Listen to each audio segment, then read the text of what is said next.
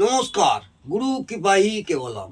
আজকের আলোচনার বিষয় কিছু সামান্য অশুভ ফলদায়ক যোগ নিয়ে আলোচনা করছি। বিগত কয়েকদিন আগে কয়েকটা পয়েন্ট বলেছি, আজকে আমি আর একটা পয়েন্ট বলবো।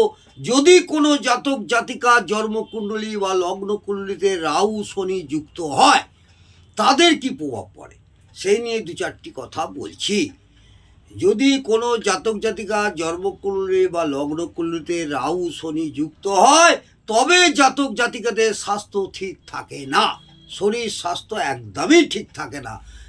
10 দিন ভালো তো 20 দিন খারাপ, 20 দিন ভালো তো 10 দিন খারাপ, এইভাবেই তাদের শরীর স্বাস্থ্য ডিস্টার্ব চলে।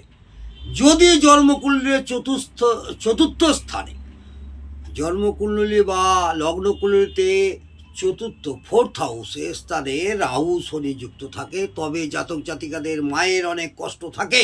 সেই সব জাতক জাতিকাদের মায়ের শারীরিক অনেক কষ্ট থাকবে বা থাকবেই একদম। যদি জন্মকুণ্ডলীতে পঞ্চম স্থানে রাহু শনি যুক্ত হয়, যদি জন্মকুণ্ডলীতে পঞ্চম স্থানে রাহু আর শনি যুক্ত হয়, তবে জাতক জাতিকাদের সন্তানের কষ্ট দুঃখের মধ্যে পড়তে হয়। সন্তানের কষ্ট এবং সন্তানের জন্যে জাতক জাতিকাদের দুঃখের মধ্যে পড়তে হয়, এটা মাথায় রাখবেন। যদি জন্মকুণ্ডলীতে সপ্তম স্থানে রাহু শনি যুক্ত হয়, রাহু শনি সপ্তম স্থানে যুক্ত হয়, তাহলে কি হবে? জাতক বা জাতিকার স্ত্রীকে তার স্ত্রীকে নানা রকম কষ্টের পরিস্থিতির মধ্যে পড়তে হয়, অর্থাৎ তার পরিবারকে নানা রকম কষ্টের মধ্যে এবং কষ্টের পরিস্থিতির মধ্যে পড়তেই হবে একদম। যদি রাহু শনির সাথে যুক্ত জন্মকুণ্ডলীর দশম স্থানে থাকে, রাহু শনি যদি রাহু শনির সাথে যুক্ত জন্মকুণ্ডলীতে দশম স্থানে থাকে, অর্থাৎ 10th হাউসে থাকে, তবে জাতক জাতিকাদের ব্যবসায় আর্থিক হানি হয়। এখানে দশম স্থান থেকে ব্যবসার আর্থিক হানি হবে। এবং যদি এই যুক্তির উপর বৃহস্পতির দৃষ্টি থাকে, তবে জাতক জাতিকাদের জন্য অশুভ ফলের তীব্রতা অধিক মাত্রা বেড়ে যাবে। বোঝা গেল?